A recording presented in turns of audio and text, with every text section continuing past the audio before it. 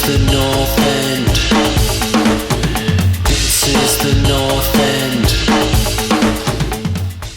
Hey guys, JP, California, coming at you guys, well, from a beautiful sunset in California. Beautiful day, 75 degrees, and was only made more beautiful with Aston Villa beating West Ham United, the battle of the Claret and Blues, and the real Claret and Blue, Aston Villa, got the better hand.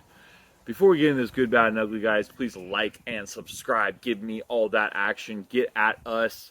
Push the buttons. Help us a little bit. Still trying to get 10, 15 likes on a video.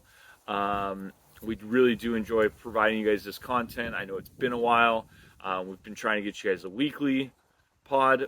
I guess not pod, the weekly review once a week. The longer videos. And it's been a while since we've had a game because of stupid international break, but we are back with the good, the bad, and the ugly. So before any further ado, let's get into the good, the bad, and the ugly about Aston Villa 4, West Ham 1. The good is Aston Villa's home form. That is 11 consecutive wins.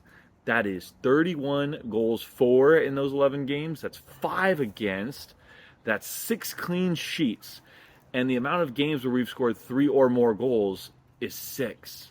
That's more than half of that 11-goal streak. So that's a great, great setup for Aston Villa. Now, a lot of people say, yeah, cool, but that stems into last season, so that doesn't count. So let's go over the home form this season. 4 games, 4 wins, 17 goals scored, 3 goals against. Villa Park is rocking, and it is looking like a real fortress, and it's awesome to see Villa Park rocking. And when they scored that 3rd goal, it was unreal. You could hear the fans through the speakers, no problem. It was really was the fortress that Villa Park need to be for Aston Villa to get the results against those rough teams. And West Ham is a rough team. Douglas Luiz had 2 goals. Oli Watkins had a goal and an assist. John McGinn had an assist. What a game it was. Even Leon Bailey came off the bench and contributed with a goal. It really was a dominating performance. There was one goal that was given up. We'll get into that in a minute.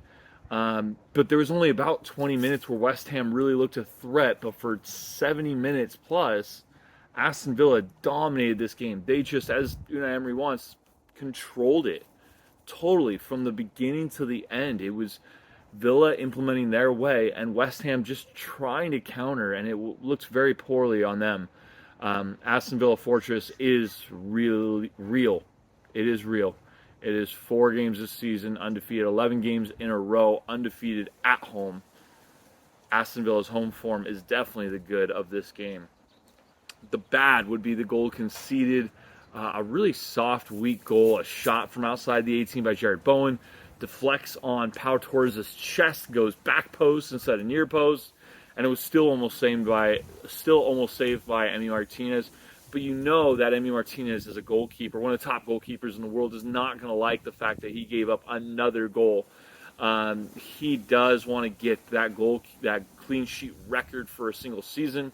He is well on his way to tying the clean sheet record at Aston Villa. He's over halfway there. He's going to get there eventually if he stays for another season or two. And hopefully he can break that 1-season clean sheet record. But I know he's going to be pissed that we gave up kind of a sloppy goal. That was West Ham's real opportunity, honestly.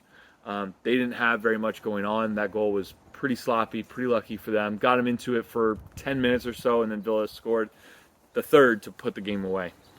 And the ugly.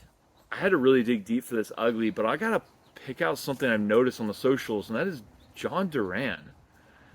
John Duran has deleted Aston Villa from all of his social media and wasn't on the bench. So I'm really wondering if there is a fallout, which would be a huge ugly because we really don't have a backup number 9, right? Aston Villa have Bertrand Traore, but he's kind of a wide forward. Moussa Diaby plays as that wide forward now. He's not a solo up top guy. And John Duran is having arguably a breakout season in Europe right now, and it would be terrible if there was a falling out between him and Unai Emery. Hopefully, things get made up and figured out pretty quickly here, but that could definitely be an ugly point for Aston Villa is if they have to go all the way to January without a backup striker because there was a falling out of some point. And players don't just delete everything Aston Villa related from their social media unless they get sold or there really is a bad falling out. So I am a little concerned about, I know some fans were picking up on that pretty quickly after the match. We will see what happens. There's no mention of him in any of the lineup issues. There was no mention of him post-game. So we will see. Guys, good, bad, and ugly from JP California coming at you guys. The good being that home form for my team, Aston Villa. The bad being conceding an ugly, sloppy goal to not have the clean sheet. And the ugly is what is happening with John Duran. Guys, beautiful Sunday coming at you guys. All the Villa fans, please like and subscribe. Give me that love. I know you guys are watching. Up the Villa. This is the North End. This is the North